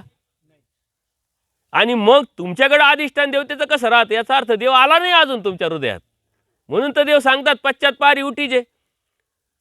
आपल्याकडं पश्चातपारी घोराचं काम चालू राहतं, कारण त्यावेळेस मस्तपैकी गार झोप लागते, साखर झोप. देवाने सांगितलं कधीही खान कधीही झोपा, असं नाही म्हटले. पश्चातपारी उठीतो सारस्वत काळ देवता हृदयाशी. परमेश्वर आपल्या हृदयात येतात. जर तो परमेश्वर हृदयात यायला लागला तर बाकीच्या देवतेचं अधिष्ठान राहील का? परंतु कार्य आपलं विकाराचं आहे, विकल्पाचं आहे, आपल्या स्वभावाचं आहे, हिंसेचं आहे, अनंत दोषाचं आहे. आपल्या मनामध्ये वाईट विचार येतात, वाईट दृष्टीनं आपण बघतो, इकडं तिकडं द्वेष करतो, याला नाव ठेव, त्याला नाव ठेव. हे धर्माचं काम आहे, परमेश्वराचं काम आहे का? परमेश्वर कोणाला नाव ठेवित असेल काय? परमेश्वर कोणाचा द्वेष करत असेल काय? परमेश्वर कोणाकडे वाईट नजरेने पाहत असेल काय? परमेश्वराच्या मनात कोणाविषयी अहित येत असेल का? मग तुम्ही तर परमेश्वराचे, मग तुमच्या हृदयात काय येतं? तुमच्या मनात काय येतं? माझ्या मनात काय येतं? याचा अर्थ आपण परमेश्वराचे नाही, आपण देवतेचे आहे. देवाने सांगितलं येत शरण आलिया एकनिष्ठ. ही एकनिष्ठता एवढी सोपी नाही. एकनिष्ठ 4.5 शब्द आहे, पण ते जीवनामध्ये उतरवणं एवढं सोपं नाही. आपण बाह्य अंगाने परमेश्वराची भक्त दिसतोय, पण अंतरांगाने देवतेचेच भक्त आहे. अजून आपण अनन्यभावे परमेश्वराला शरणच आलो नाही. परमेश्वराला शरण येणं याचा अर्थ हे सारं कार्याचं प्रतिबंध होणं, साऱ्या कार्याला अलर्ट लावणं. इथं येणंच नाही त्याचं. परंतु आपण खाताना आपल्याला भान नाही राहत, बोलताना आपल्याला भान नाही राहत, गप्पा मारताना आपल्याला भान नाही राहत. याचा अर्थ आपण परमेश्वराचे नाही आहे. परमेश्वरात आम्ही निराभिमान, आपल्याला अभिमान, आपल्याला अभिमान, आपल्याला कोणाचा अभिमान, या गोष्टी आपण हा विषय खूप मोठा आहे आणि बऱ्याच ठिकाणी हे विषय मी मांडत असतो की आपण कार्य कसं करतो त्याच्यावरून आपण कोणाचंही ठरतो. देवतेचं आहे की परमेश्वराचं आहे की प्रपंचाचं आहे, याच्यात अडकूनच आपण ते कार्य करतो ना. त्याच्यामुळे ह्या ज्या गोष्टी आहे या साऱ्या गोष्टी आपण समजून घेतल्या पाहिजे. अनाथा म्हणजे स्वरूप वैचित्य, म्हणजे स्फटिकाकार म्हणजे काय आहे? जीव स्फटिकाकार आहे, म्हणजे श्वेत वर्णाचा आहे, संलग्न हरित वर्णाचा आहे. कलर वेगळे म्हटले. जीव केवळ विकाराचा बांधा, तर संलग्न त्रिगुणात्मक म्हणजे टोटल वैचित्य ते विरोधात. देवता त्रिगुणात्मक आहे की नाही? आणि जीव हा विकाराचा बांधा आहे. विकारा वेगळा झालाच नाही, कोणीच नाही झालं, कोणी होत नाही. पण त्यातच देवाने सांगितलं विकार विकल्प शून्य, शून्यता निर्माण करायची. संभाजीनगरचेही सद्भक्त आलेले, सर्वांचे टाळ्या वाजवून आपण स्वागत करू. या बसा काकासाहेब या. जीव हा विकाराचा बांधा, आणि संलग्न हा त्रिगुणात्मक देवतेचा. त्याच्यामुळे याचं आणि त्याचं जमत नाही. जीवाचे स्वरूप केवळ बंधमुक्त, सर्वाधिकार आणि संलग्नाचं स्वरूप म्हणजे देवतेचं. इथं देवता घ्यायची ना, संलग्न म्हणजे देवता. तो हा केवळ आहे, नित्यबद्ध आहे, अनाधिकार आहे. म्हणजे किती वेळा मोठा फरक आहे. म्हणजे देवतेच्या पलीकडं आपण आहोत, परंतु कधी जाऊ? जेव्हा देवतेच्या पलीकडचा आपला प्रवास परमेश्वराकडे सुरू होईल, तेव्हा आपला देवतेच्या पलीकडे जाऊ. आपण अलीकडे आहे, अजून आवराचं आहे आपण. का? तर आपण दृष्टपर भक्ती करतोय. कालपासून आपण बघितलं, प्रपंचाची भक्ती करतोय, आपण जीवाची भक्ती करतोय, देवतेची भक्ती करतोय. आपली अजून परमेश्वराची भक्ती सुरू नाही झाली. परमेश्वराची भक्ती करणं म्हणजे यातून साऱ्या अधिष्ठानातून बाहेर पडणे, स्वतंत्र होणे. म्हणून देवांनी मोक्षाची व्याख्या एकाच शब्द सांगितली, स्वातंत्र्य मोक्ष, पारतंत्र्य हा बंध. जीवाचे भोगे तया भोग म्हणले. आता जीवाचे भोग तया भोग विनाकारण मानलेपणाचं. जीवाला भोग आहे, त्याला भोग आहे का? नाही. पण काही भोगीत, काही नाही म्हटले. काही भोगत असेल, काही नाही म्हटले. मग शंका आहे. ज्या अर्थी तो मानलेपणाचं दुःख मानतो, मानलेपणाचं सुख मानतो, त्या अर्थी काहीतरी त्याला टच होत असेल म्हटले. तर लेप समग्र भोगी म्हणजे काय? मनुष्य देहाचा जेवढा लेप असेल तेवढा तो संपूर्ण भोगतो. कोण? जीव. आणि मनुष्य देहाचा जेवढा लेप आहे, दुसरे जीवाने कर्माचे जेवढे अर्जकत्व केलेले असेल तेही त्याला सर्व कर्माचे लेप तो भोगतो. म्हणजे संलग्न कोणत्या अर्थाने मग तो भोगतो? मानलेपणाने कोणत्या अर्थाने म्हटलं जातं? सर्व कर्माचे लेप अजून संलग्न मात्र फक्त अनसारखा जरी असला, वेगळा जरी असला, त्याला मानलेपणाचं म्हणून त्याला असं आहे वाटतंय की हा भोगतोय, मलाही भोग आहे. कारण जोड बरोबर आहे ना. कोणाच्या बरोबर राहत आहे तुम्ही, त्याच्यावरती त्याचा परिणाम होतच राहतो. तशा पद्धतीचा नेनो कोणा लोक म्हणजे संलग्न ती देवता लोक आहे. संलग्न हा देवताच आहे. देवतेचा संलग्न म्हटल्यानंतर देवतेचा अंश म्हणजे ती देवताच. जीव लोके परंतु दोन्ही शेजारी शेजारी पुरुषाचा विस्तार असतील, शेजारी शेजारी आहे, बरोबर आहे, म्हणून त्याचा परिणाम त्याच्यावर होत असेल म्हटले. शेजा गोत्रीय नाही, पण ते गोत्र थोडी एकामेकाचं. देवतेचं आपलं काही गोत्र आहे का? नाही. पण गोत्र कोणाचं आहे? परमेश्वराचं. परमेश्वर काय म्हणतात? जीवाचा आणि माझा संबंध अनादीचा. जीवाचा आणि माझा संबंध अनादीचा आहे. परंतु अजून परमेश्वर कोण आहे आपलं जर बघितलं तर परमेश्वरांनी सांगितलेलं आहे. वृत्य संबंध अनादीचा पहिल्यापासूनच. त्याच्यामुळे परमेश्वराचा ना आपला संबंध, देवतेचा ना आपला अर्थार्थी संबंध नाही. परंतु त्या परमेश्वराकडे नेण्यासाठी हे माध्यम, हे सिस्टम, हे सामर्थ्य परमेश्वरांनी वापरलं आपल्याच हितासाठी. परंतु ते वापरलं आणि आपण त्याच्यातच अडकलो. एखादा मुलगा असतो, वडील काय करतात? एखाद्या मुलाला त्याच्याबरोबर सोडतात की जा बाबा संगतीला जा. कशासाठी गेलं? तो मुलगा जातो विसरून आणि त्याच्याच अधीन होऊन बिघडून जातो. पाठवलं कशासाठी?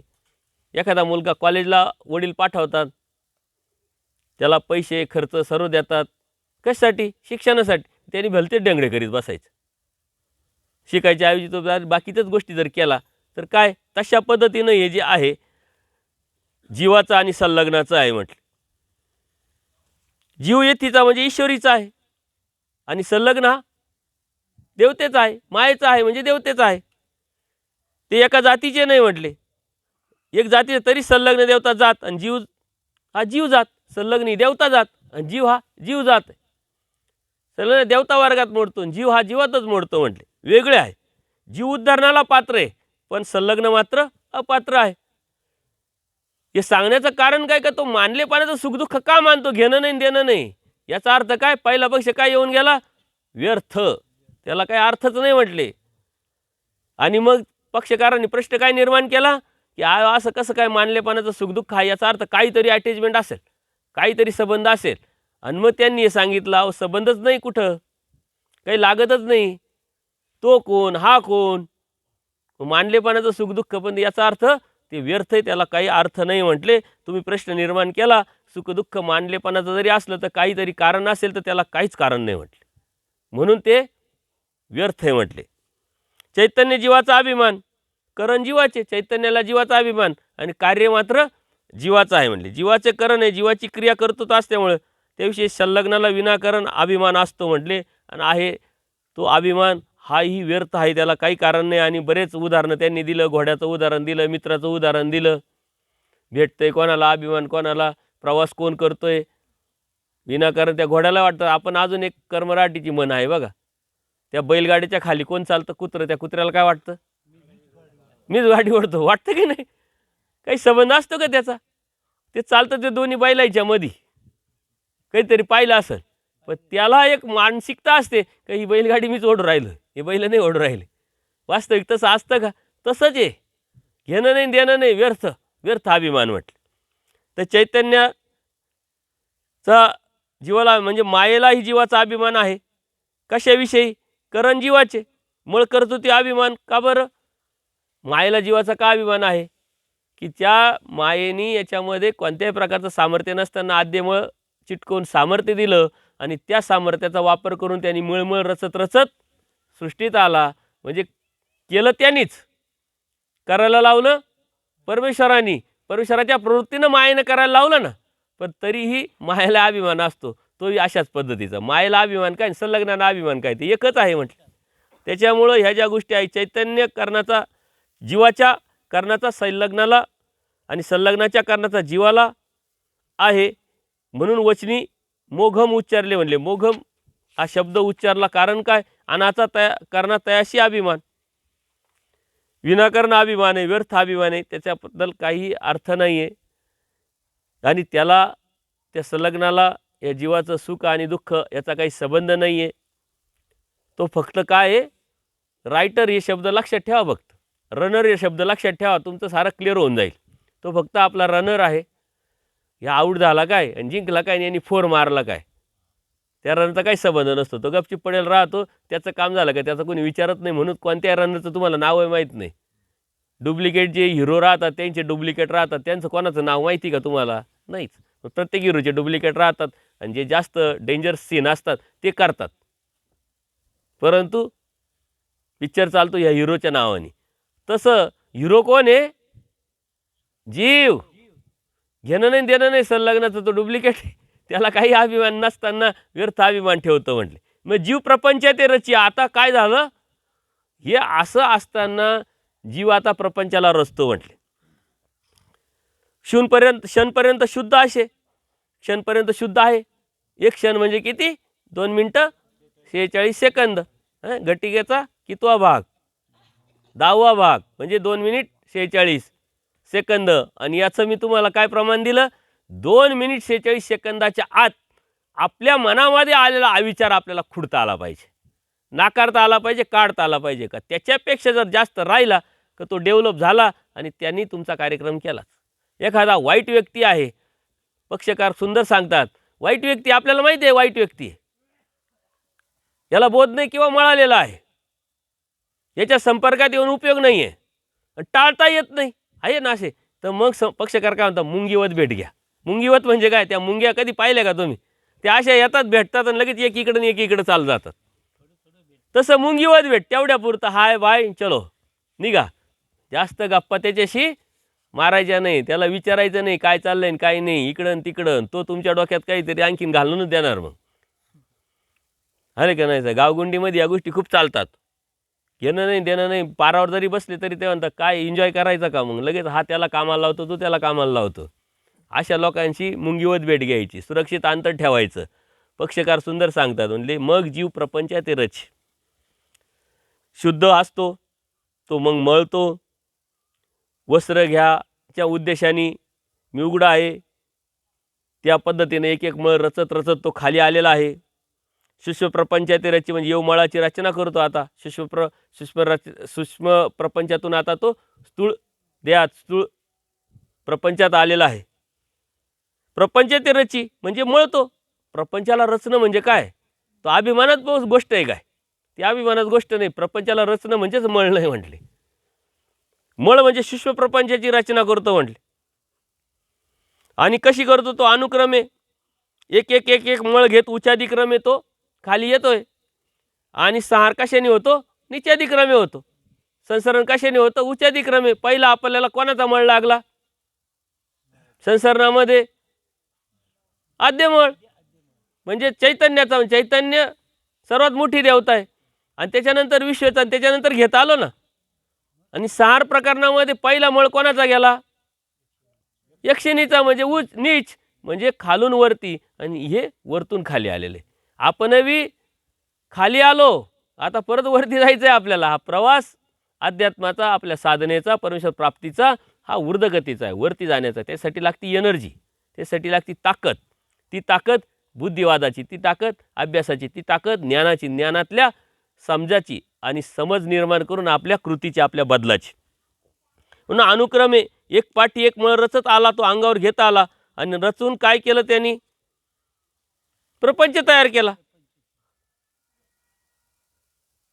चैतन्य फळ पातल्या सार झाला, सृष्टिकाळी मळ एकलाची करी म्हणते. आता हे जे आहे वेगळ्या विषयकते आपल्याला घेऊन जातात. विद्याच्या अनुषंगाने चैतन्य फळ पातल्या म्हणजे विद्ये करून ती जळफळी. आता हे अजून थोडंसं वेगळं आहे, ते आपल्याला थोडंसं अडचणीचं वाटू शकतं. तर आपण एकच घ्यायचं, त्याच्यातून सार झाला म्हणजे महासार झाला. बाकीच्या भानगडीत महासार झाला. महासार काळी हा जीव मायाच्या तमात जातो, मळ नासल्या जातात, मायेने जीवाला तमात नेल्या जातं आणि सृष्टी काळी काय करतं, रचनेच्या वेळेस काय करतं, हेच मळ परत पुन्हा पुन्हा देऊन जीव एकटाच मळ रचत करतो आणि संलग्न मळ रचत करत नाही. संलग्न काही मळ रचन करत नाही, कारण तो आता जो संलग्न लागलाय पहिल्यांदी तो शेवटपर्यंत राहणार आहे. त्याला आता परत ती प्रक्रिया करायची गरज नाही. पहिल्यांदी जेव्हा मायेने आपल्याला संलग्न चिटकावला तेव्हापासून तो संलग्न शेवटपर्यंत आहे. म्हणजे तो संलग्न आपल्याबरोबर असल्यामुळे आता मायेचं सामर्थ्य आपल्याबरोबर आहे. नंतरच्या काळामध्ये पुन्हा पुन्हा ते देण्याची गरजच नाही, ते आहेच ना. त्याच्यामुळे तो परत आता पुन्हा पुन्हा जेव्हा येईल खाली तर त्याच्याकडे सामर्थ्य असल्यामुळं, संलग्न असल्यामुळं त्या माध्यमातून संलग्न एक कारण झालं. कार्य काय झालं? विश्वाचा मूळ. मग विश्वाचं कारण झालं, कारण काय झालं, कार्य काय झालं? अष्टबळाचं मूळ. पुन्हा पुन्हा तीच प्रोसेस सांगण्यासाठी आपल्याला ही सर्व परत पुन्हा हा जो वचन आलेलं आहे ते आलेलं आहे. म्हटले संलग्न मळ रचना करत नाही. म्हटले संलग्न मळविरहित फळी आहे, मळविरहित आहेत, त्याला रचण्याची गरज नाही. परंतु हा जीव त्याच्याच अनुषंगाने त्याच्या साह्याने तो करतो. जैशी असेल तैशी सृष्टी रची. मग जशा असतील तशाच पद्धतीनं सृष्टी रचते. जशी असेल तशी, म्हणजे ज्या कर्मकाळात जो आहे, ज्या ब्रह्मांडात जो आहे, सेम टू सेम. आपण आता इथं बसलो ना, अचानक देवाची प्रवृत्ती झाली, इथं कोणीच नाही आहे, चला सार करू, तर आपल्याला कळणार पण नाही. आपण सारात गेलो परत आलो, त्याचं प्रमाण आपल्याला कुठं भेटतं? पूजा अवसारात भेटतं की नाही? काष्टी लागली देवाला, तो आला देवाला बोलवायला, परिवार बाहेर, सार झाला, परत संसरण झालं. म्हटले देवा चला चला बाहेर परिवार आहे, हाव म्हटले, ते युग गेलं म्हटले. मग बाईसा म्हणतात ते कोण आहे? देवच असतील म्हटले. देव मानेनेच होकार देतात. म्हणजे याचा अर्थ काय कळत नाही आपल्याला. आणि ते आपण पाठीमागच्या टीकेत बघितलं, जेव्हा सार होतो, जेव्हा संसरण होतं, आपल्याला सुख आणि दुःख काही जाणवत नाही. दुःखही जाणवत नाही, सुखही जाणवत नाही. संसरण होतं म्हणजे काहीतरी आनंद, सार होतं म्हणजे एखादी वस्तू आपली नष्ट झाली म्हणजे आपल्याला दुःख होतं. तसं इथं मात्र दुःख होत नाही, ते सुख दुःख विरहित आहे. जसं आहे तशी सृष्टी रचते. म्हणून जीव एकलाच मळ रचना करतो म्हटले, पुन्हा पुन्हा करतो. टीका तर लय मोठी. संलग्नाच्या चेष्टकत्वाच्या वेगळे जीवाचे मळ रचना कराव्यास सामर्थ्य प्रपंच करणे, म्हणजे प्रपंच कर्तृत्व असते म्हटले. आता संलग्नाच्या व्यतिरिक्त प्रपंचामध्ये तो कार्याला लागले, त्याला आता तिथं चेष्टकत्व आहे, परंतु ताकद किंवा बळ किंवा शक्ती देण्याची काही गरज नाही म्हटले. मायेला जीवाचे कर्तृत्व करायचे आहे, म्हणून माया जीवाला सामर्थ्य देते. जीवाला सामर्थ्य माया देते. सर्वात अगोदर चैतन्यमय असं म्हटलं मायेनीच, आद्यमय चिटकून दिलं मायेनीच, आणि मळरचनेची ताकद दिली, आणि वरून पाहतही राहिली का हा नंतर आता परत पुढचं मळ रचत रचत एकशेनीपर्यंत जातो की नाही, पाहतही राहिली ना. म्हणजे काय करते, कमांड पण करत राहिली म्हटले. तर ह्या अशा पद्धतीनं मायेचं कार्य चालू असतं. मायेने सामर्थ्य दिलेले असल्याने मळ रचनेसाठी जीवाला संलग्नाशी मदत घ्यावी लागत नाही म्हटले. आता कारण मायेने ताकद दिली, संलग्नाची ताकद घेण्याची गरज नाही म्हटले. आणि तसे सामर्थ्य संलग्नातही नसते, त्याच्यामुळं तो संलग्न या जीवाला मदत पण करत नाही म्हटले. तसं नाही, फक्त तो चिटकावला आहे, पण मायेनेच ताकद दिलेली आहे. आद्यमळाच्या माध्यमातून मायेनेच बळ दिलेलं आहे. तर जो मळ मायेने चिटकावला त्याच्यातच सामर्थ्य आहे म्हटले. त्या सामर्थ्यानेच सामर्थ्य कार्यरूप होते आणि त्या पद्धतीनं तो तादात्म्य पावे, म्हणजे त्यात जातो येतो, हे पुन्हा पुन्हा विषय मळ घेतो, आपल्याला स्वीकारतो, त्यात जातो येतो, हे चालू आहे. येणे नाही मनुष्य मळापर्यंत जाणावे म्हटले, मनुष्य मळापर्यंत जाणावे. मृतिकापर्यंत म्हणजे मळापर्यंत, मळला म्हणजे मनुष्यापर्यंत आला म्हणजे मळला, खाली आलो म्हणजे मळला.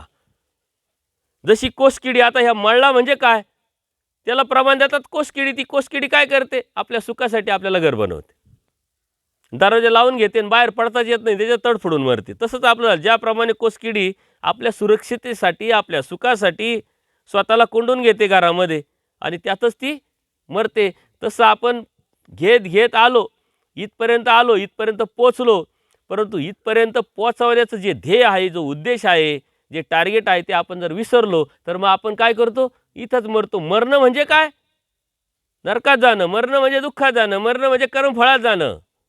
यातून आपल्याला बाहेर पडायचं. याच्यासाठी आपल्याला दिला आहे कोणी, परमेश्वरांनी बोध, याच्यासाठी दिली समज, याच्यासाठी दिले ज्ञान. परंतु ते कशासाठी दिलं हे आपण न समजून घेतल्यामुळं आपण या गोष्टी करत राहतो म्हटले.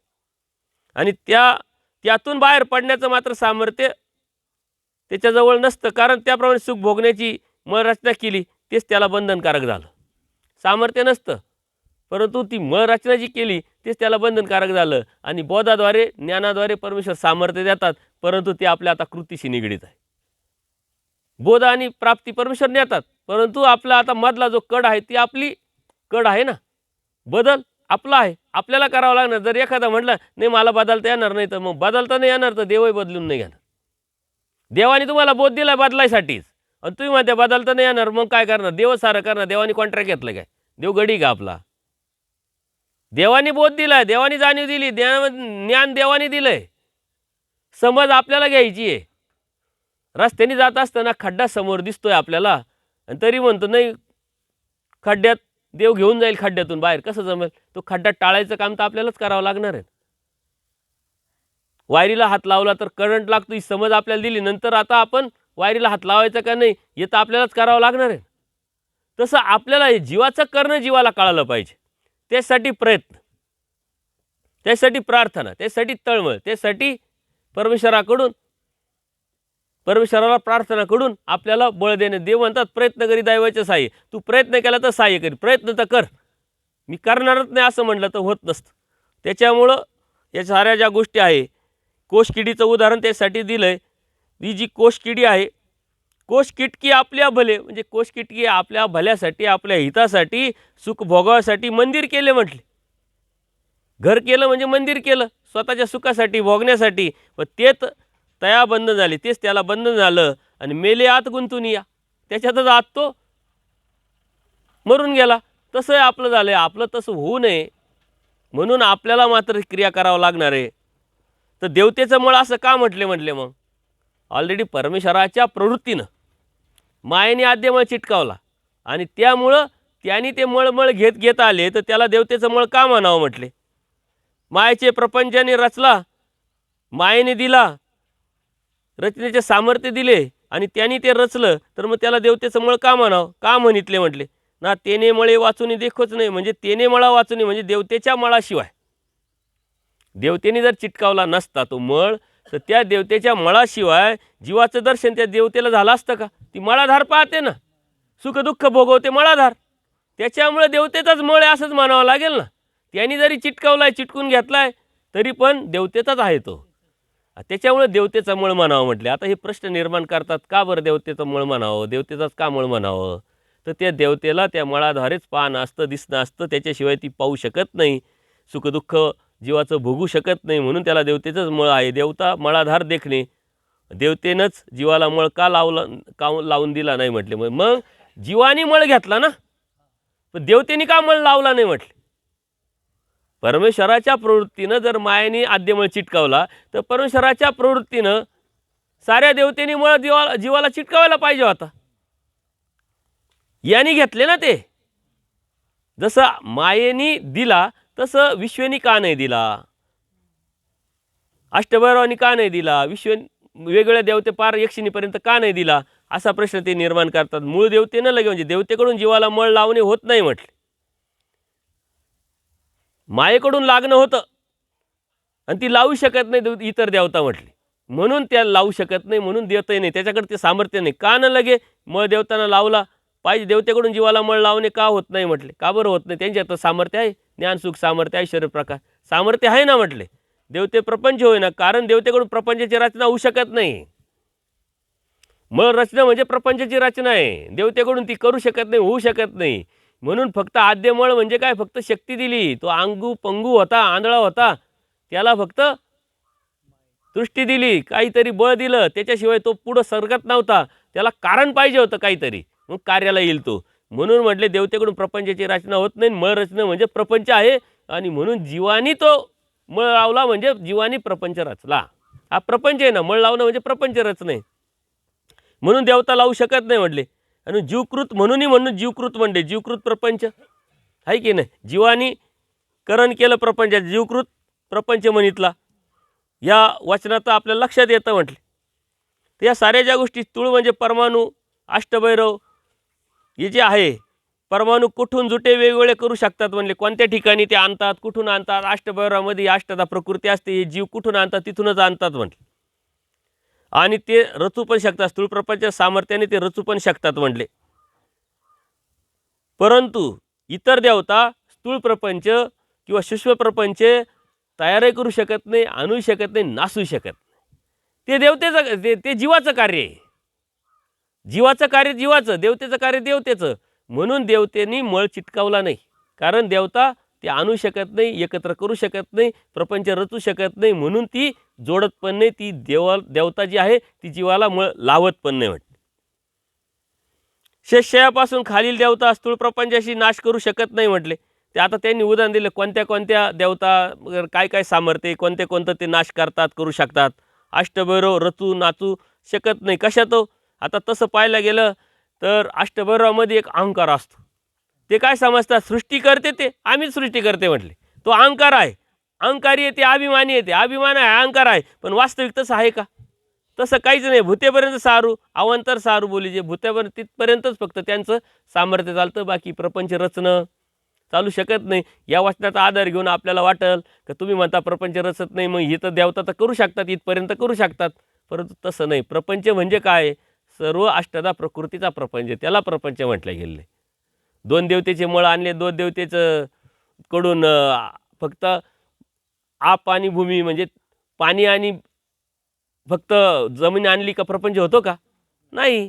त्याच्यात सर्व लागतं ना. आप भूमी वायू आकाश तेज, हे पाचच नाही, रज तम सत ते पण लागतं. हे अष्टधा एकत्र येईल तेव्हा. आणि हे कोण करू शकतं? हा जीव मळ रचून प्रपंचाला तयार करतो. आता पुढे येणार आहे का रची, आदमती आदिगती आदरती म्हणून रची. त्याची आपली विचारधारा तशी आहे ना, आपला बांधाच तसा आहे. आपण वाईटच विचार करतो, निगेटिव्हच विचार करतो, समोरच्याचे दोषच पाहतो. तसं त्यांनी हे पाहिलं, त्यांनी वास्तविक विचार करायला पाहिजे होता की आपल्याला हे दिलंय कशासाठी, परमेश्वर प्राप्तीसाठी. मग नका प्रपंच रचू, कारण प्रपंचात आपण अडकून जाऊ. परंतु प्रपंच रचण्याची मानसिकता विचारधारा का निर्माण झाली? त्यांनी मायेचे त्याला सामर्थ्य पाहिजे होतं, कारण त्याला शक्ती दिली मायेनी, आणि त्या शक्तीद्वारे त्यांनी मळ रचला. मळ रचल्यानंतर ते कारण झालं, पुढं कार्य करत गेला आणि आत आला. आत येऊन आता समजलं काय, त्याला सारं समजूनही बी आता त्यातून निघायचं, ही समज निर्माण करणं गरजेचं. यातून निघणं हे आपल्या हातात आहे म्हणते. आणि ते बीजरूप आहे, सूक्ष्माच्या ठाई स्थूळाची बीजरूप. सूक्ष्म हे ठिकाणी बीज आहे, त्यातून स्थूळ निर्माण होतं. पहिले सूक्ष्म होतं, त्यातून स्थूळ निर्माण होतं म्हटले. अष्टभैरव करमलेप नासू तथा लावू शकत नाही. अष्टभैरव आहे, करमलेप लावू शकत नाही, नासू शकत नाही, आणि कार्याला येऊ शकत नाही. लेप चैतन्याशी लागे ना म्हणजे पुसे ना बी, तो चैतन्य बी लावू शकत नाही, पुसू शकत नाही म्हणते. चैतन्याचे नाही, अव्यक्त मायाचे नाही. म्हणजे आता तू खालच्या देवतेचा विचार करता, चैतन्य मायाचं तर खूप मोठं सामर्थ्य आहे. ती शेवट आहे, लास्ट आहे, पर आहे. ती सुद्धा लावू शकत नाही. विना अर्ज करती पुष्यना म्हणजे भोग दुत्तू ते देऊ शकत नाही, घेऊ शकत नाही. जर चैतन्यच घेऊ शकत नाही तर खालच्या देवतेचा काय विषय घेऊन बसले म्हटलं तू. एखाद्याने एखादी वस्तू आपल्याला मागितली, आपण म्हणतो अरे तो आला त्याला नाही दिली, तुला कुठून देऊ, तो तुझ्यापेक्षा मोठा आहे, असं सांगण्याचं तात्पर्य आपलं राहतं. तसं माया जर करू शकत नाही तर इतर देवतेचं काय घेऊन बसले म्हटले. अष्टभैरवांची काय कथा म्हटली. माया अष्टभैरवांच्या पेक्षा कितीतरी पट मायेचं सामर्थ्य आहे ना. ती अनंत पट नाही, फक्त एका ब्रह्मांडापुरतं. त्याच्यामुळे त्याची न्याची बराबरी होऊ शकत नाही. आणि त्या सूत्रावरून असं समजू नका की देवता मळरचना करू शकते, देवता प्रपंच निर्माण करू शकतो, देवता करू शकत नाही. म्हणून देवता जीवाला मळ पण लावू शकत नाही. म्हणून ते जीवाकड कार्य आहे. म्हणून तो जीव स्वतः मळ लावून घेतो आणि क्रियेतो लागतही नाही, भोगाशिवाय संपतही नाही म्हटले. काउनाचे नाही म्हणजे कोणतीच देवता जीवाला कर्मलेप लावू शकत नाही आणि पुसू शकत नाही. आपण म्हणतो काय झालं, हे झालं, ते झालं. नाही, कालच सांगितलं ना, आपले कर्म आपणच जोडलेले. आपलं खरकट आपल्याला साफ करावं लागणार आहे. मग सुख असो, दुःख असो, अडीअडचणी असो, अडथळे असो आणि कोणापासूनही असो, हे सारं आपणच जोडलेलं आहे. कोणती देवता लावू शकत नाही, पुसू शकत. तिचा अधिकारच नाही. तिला फक्त सिस्टममध्ये काम करायचं आहे. चिन्ह पाहायचं आणि भोगवायचं आहे. चिन्ह पाहायचं, सुख द्यायचं आहे. त्याचा अर्थार्थी देवतेचा आणि आपला संबंध नसतो, कोणत्याच बाबतीत नसतो. पण अन्यथा ज्ञान असेल, अज्ञान असेल तर आपल्याला भीती वाटेल आणि म्हणून आपण त्या अनुषंगाने म्हणून देवता वर्ग जर समजून घेतला तर तुमच्या मनातली 99.99% भीती निघून जाते. गैरसमज, अज्ञान दूर होऊन जातं, अन्यथा ज्ञान निघून जातं. देवता वर्ग, देवतेचा आपल्या जीवनामध्ये काय प्रपोजल आहे किंवा काय सहभाग आहे किंवा काय भाग आहे हे जर बघितलं तर अर्थार्थी संबंध नाही. हा सारा सिस्टमचा भाग आहे. म्हणून मी सिस्टम हा शब्द वापरतो. हा सिस्टमचा भाग आहे. त्यातून बाहेर पडणं म्हणजे परमेश्वराची भक्ती करणं. आपण कितीतरी वेळा देवतेचीच भक्ती करण्याचं कारण, सांगण्याचं कारण ते अधिष्ठानापासून तुटणं आहे, त्यातून बाहेर पडणं आहे. हे तर अंतरांगातले, बाहेर अंगाने सुद्धा तुटत नाही. मंदिर दिसलं तरी आपल्या मनात भीती येते. ते त्याचं काम करत आहे. आपल्याला देवाने जर सांगितले सुरक्षित अंतर ठेवून जी नियमावली, आता गाडी चालवताना तुम्ही असा विचार केला का रस्त्यावरती खूप गाडी असतात, गर्दी असतात, सिग्नल असतो, पोलीस असेल, स्पीड ब्रेकर असेल, वळण असेल, चढ असेल, उतार असेल, नाही बाबा आपल्याला जमणार. मग तुला काही सपाट रस्ता कोण आणून देणार, करून देणार आहे? कोणत्या प्रकारची अडचण, या अडचणी अडथळी हे ग्राह्य धरूनच आपल्याला गाडी चालवायला बसावं लागणार आहे ना. असा कोणी म्हणू शकतो का? नाही. आणि त्याच्यावरती मात करत करतच प्रवास करावा लागणार आहे.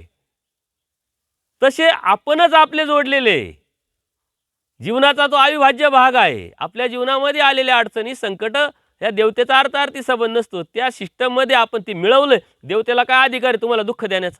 ती देऊ शकत नाही. पण तुम्ही मिळवलेलं आहे तेच दुःख ती देत असते. तुम्ही मिळवलेलं तेच सुख पण देत असते. म्हणजे अन्यथा ज्ञानातून जोपर्यंत आपण बाहेर पडत नाही, म्हणजे परमेश्वरांनी जोपर्यंत आपल्याला बोध दिला नाही तोपर्यंत हे कळतं का? जे अन्य लोक असतात ते विशिष्ट देवतेला जातात. या देवतेला जा, त्या देवतेला जा, त्या देवतेला जा, नवस करतात, काय काय करतात. इथं काय सांगतात, देवता काहीच देत नाही, परंतु त्याला ते भेटत राहतं. त्याला काय वाटतं, अरे मी इथं केलं म्हणून मला ह्या देवतेने दिलं. वास्तविक तसं आहे का? देणारा सकळांची विषय अवस्था परमेश्वर म्हणतो मीच करतो, मी देतो. या देवता कोणाच्या? शक्ती परमेश्वराची आहे. ते शक्तीची लाज राखणं देवाचंच काम आहे ना. आणि कितीतरी आपल्या पुराणांमधल्या कथा आपण ऐकल्यानंतर लक्षात येईल, त्या देवतेकडे अधिकार नसताना ते भक्ताला वर देऊन टाकतात आणि मग देवाला विनंती करतात, आता केलं व लाज राखा. देवाला जेव्हा लागतं ना. तसंच आहे, चैतन्य देवता सुद्धा काही करू शकत नाही. तेव्हा अष्टभैरवाची काय गत आहे म्हणले, काही नाही. कोणाकडूनच ते लावणं नाही, पुसणं नाही. आणि मग कोण लावतं, कोण लागतं? आपणच, ईश्वराच्यानी. आणि त्याच्याही पलीकडे जाऊन आता पक्षकार काय सांगतात, अहो देवतेचं काय घेऊन बसले, परमेश्वर सुद्धा लागत नाही आणि परमेश्वर सुद्धा पुसत नाही. बोला, तुम्ही जे परमेश्वराची भक्ती करताय तोही तुम्हाला वाईट कर्म, आता परमेश्वर तर दयाळू मायाळू कृपाळू आहे, तो तुम्हाला संधी देणार आहे. संयोग योग साई परमेश्वराच्या प्रवृत्तीनं माया करून देणार आहे. माणसांचं जोड नाही, माणसाचं तोड नाही, आणखीन संधी जे बी आहे ते तुमची फक्त सहाय्यता परमेश्वर देणार आहे. पण परमेश्वर सुद्धा तुमचे कर्म लावत नाही आणि ते तुमचे कर्म पुसत नाही. जर परमेश्वराला कर्म पुसता आले असते तर परमेश्वराने कर्मनाशाचे उपाय कशाला सांगितले असते वचनामध्ये? कर्मनाश अष्टप्रोक्ष ज्ञानामध्ये गेल्यानंतर कर्माचा नाश कशाला करावा लागला असता जीवाला? अत्यंत सोपं होतं. आपण फक्त काय करायचं होतं, देवा विडा कर्माचा नाश पुसून टाक. सोपं काम झालं असतं अगदी. धर्म अत्यंत सोपा होऊन गेला असता. देवा कोणत्या स्थानावर आल्यावर कर्माचा नाश होईल, मानभावाने ते काढलं असतं. या स्थानावर गेलं का एवढ्या कर्माचा नाश, त्या स्थानावर गेलं का एवढ्या कर्माचा नाश, आणि मग ते स्थान करीत राहिलो असतो कर्माचा नाश होण्यासाठी. आपले फक्त योग्यता वाढ. परमेश्वरही आपलं कर्म लावत नाही, पुसत नाही. ईश्वराकडून सुद्धा विना अर्जकती काही लागत नाही, विना अर्जकती ते पुसतही नाही म्हटले. म्हणजे लिळे करून विना भोगदृष्टी पुसले जात नाही. मग लीळा करतात परमेश्वर. मग आपल्याला थोडंसं दुःख होईल. इकडे येण्यासाठी, राहण्यासाठी, झोपण्यासाठी जे बी दुःख होईल त्याच्यातून कर्मनाश होतो आपला. कर्मनाश कशाचा होतो? तळमळी जन्माते झाडी. दुःख केलं, अप्राप्तीचे दुःखे कर्माच्या राशी नसतात.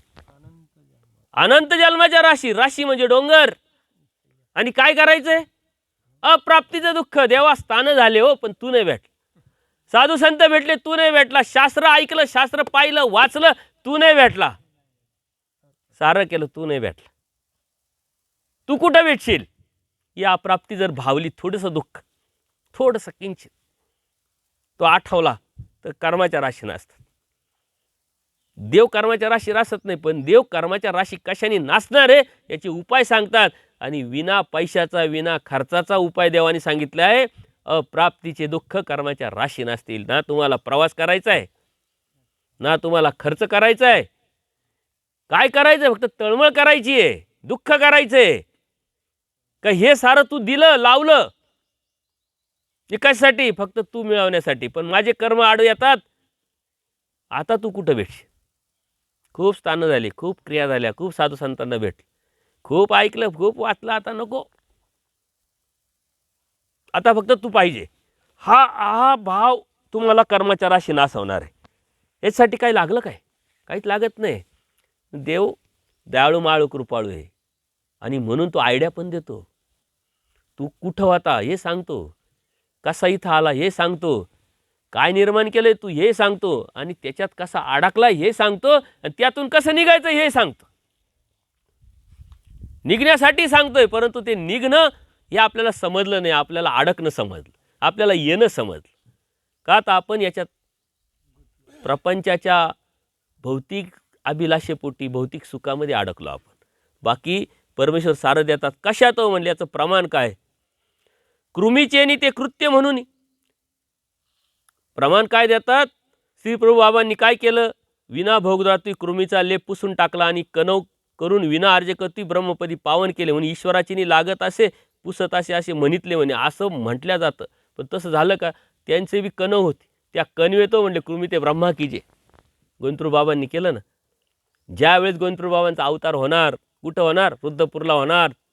अशी प्रवृत्ती होताच मायेचं कार्य चालू झालं. आणि त्या मायेने त्या जीवाची शोधणी करायला सुरुवात केली सामर्थ्याने. कोण असा जीव आहे कणवेचा? ह्या देवानी लिस्ट पाठवली मायेकडं, मायेने नाही केलं. XYZ. हे कुत्र्यात गेले पाहिजे, मांजरात गेले पाहिजे, कीटकात गेले पाहिजे, माणसात गेले पाहिजे.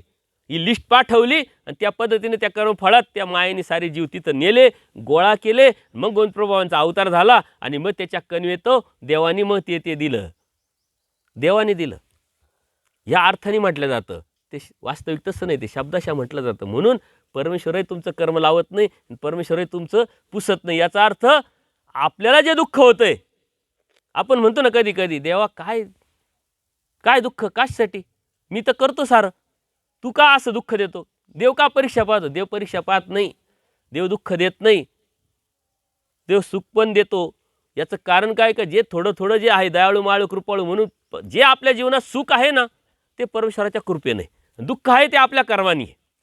ते दुःखाचे कर्म, जे दुःखाचे लेप, हे आपल्यालाच फेडावं लागतं आहे. आणि त्याच्यासाठी फक्त काय करायचं आहे? तू कुठं भेटशील? आपल्याला टेन्शन आहे आता दुपारचं जेवण काय, मेनू काय, खाल्ल्यानंतर पचल का नाही, प्रवास करताना मग मला गाडी भेटेल का नाही, टेन्शन आहे, चिंता आहे. त्याच्यामुळे BP वाढणारे पाहिले, BP कमी झाणारे पाहिले, शुगर वाढवणारे पाहिले, कमी झाणारे पाहिले. देव कुठं भेटशील देवा याची चिंता करून BP वाढला का कोणत्या भक्ताचा? भेटशील का नाही याचं टेन्शन येऊन BP वाढला का कोणत्या भक्ताचा? देव भेटेल का नाही याचं टेन्शन घेऊन जेव्हा तुमचा BP वाढेल ना, तेव्हा देव तुम्हाला कळाला. आपला BP का भलत्या प्रपंचाच्यासाठी BP वाढतोय. कधी विचार आला का देव भेटेल का नाही? हो, केलंय सारं पण भेटेल का नाही? बाबांना विचारलं कधी, देव खरंच भेटेल का? हो, भेटेल का नाही? नाही भेटला तर आपण प्रवासाला निघतो, एखाद्या व्यक्तीने आपल्याला सांगितलेलं असतं की तू ये, मी त्या ठिकाणी उभा आहे, तरी तुम्हाला टेन्शन, नक्की उभा राह, भेटशील का नाही? नाही तर नाही यायचं, तू नसायचं, मग काय करायचं? तुझा मोबाईल नाही लागला तर? मला, मी नवीन आहे बरं का, मला काहीच माहीत नाही ना. आपण इथं नवीन आहे का जुनं आहे? आपण नवीनच. देव न भेटण्याचं टेन्शन, देव न भेटण्याचं चिंतन, देव न भेटण्याचं चिंता. आपल्याला चिंता भरतो दे, चिंतन नाही म्हणून चिंता वाढली आपली. चिंता कशाची आहे? प्रापंचिक सुखफळाची, शरीराची, याची त्याची चिंता देव मिळवायची पाहिजे. तेव्हा मग परमेश्वर करणार, तेव्हा ती कणवज वाढल्या जाणार. देवाकडे तुमची फाईल तर जाऊ द्या, तुमची मागणी तर जाऊ द्या, तुमचा अर्ज तर जाऊ द्या. अर्ज जात नाही देवाकडं, अर्ज लिहा ना देवाला. ही अनंत जन्माचे अनंत सृष्टीची हे जोडले, आमच्यात सामर्थ्य नाही आहे. आता ते तुम्हीच काहीतरी करा, दया करा, कृपा करा, रडा. तेच प्रायचित्त, तेच प्रसव. अर्ज देवाला गेला का मग अर्ज आलाय ना XYZ असं आहे का, ठीक आहे, मग ती जोड देणार. मग मायाला सांगणार संयोग अशा अशा व्यक्तीची जोड घालून दे, इथं येतं जाडू घालून दे, थोडंसं जास्त दुःख दे, थोडासा घाम येऊ दे, थोडासा BP वाढू दे. कर्माचा नाश झाला का योग्यता वाढली आणि मग त्याला ते भेटलं. आपण म्हणतो नको, सुख द्या, सुख द्या. सुखासाठी विडे, सुखासाठी पंचावतार रूपात, सुखासाठी क्रिया. दुःखासाठी कधी विडा वाहिलाय का? अहो दुःख झालं तर कर्माचा नाश होणार आहे, त्याच्यासाठी विडे वाहिले पाहिजे आपण. खिटी घातल्या कशासाठी घातल्या? सुखासाठी. माझं दुःख नासावं याच्यासाठी खिटी घातली कधी? पंचावतार उपार करायचा आहे. माझ्या कर्माच्या राशीच्या राशी नासल्या पाहिजे, पंचावतार उपार केला का कधी? नाही. देवाने आयडिया दिली पण ती आयडिया आपल्याला कळलीच नाही. आपण भलत्या वेळेस ठिकाणी अडकलो आपण. म्हणून सुखासाठी धर्म करायचा का दुःखासाठी करायचं हे पहिले क्लिअर करा. दुःख नासण्यासाठी करायचा का सुख मिळवण्यासाठी? सुख मिळवण्यासाठी तुम्ही धर्म करत असाल तर रॉंग. दुःख नासण्यासाठी धर्म करत असाल तर बरोबर. ते नासलं तर देव भेटणार आहे. आजच्या दुःखापेक्षा उद्याचं दुःख मोठं आहे आणि आजच्या सुखापेक्षा उद्याचं सुख पण मोठं आहे. आता उद्याचं मोठं सुख मिळवायचं का ह्याच सुखात अडकायचं? उद्याचं मोठं दुःख मिळवायचं की या दुःखालाच त्याच्यासाठीच विडे व्हायचे? हे आज आपण ठरवायचं. निर्णय आज आहे, मिळणार उद्या आहे. आज निर्णय घ्या, उद्या त्याचा रिझल्ट भेटणार आहे. सर्वज्ञ श्री चक्रधर स्वामी दंडवत हो.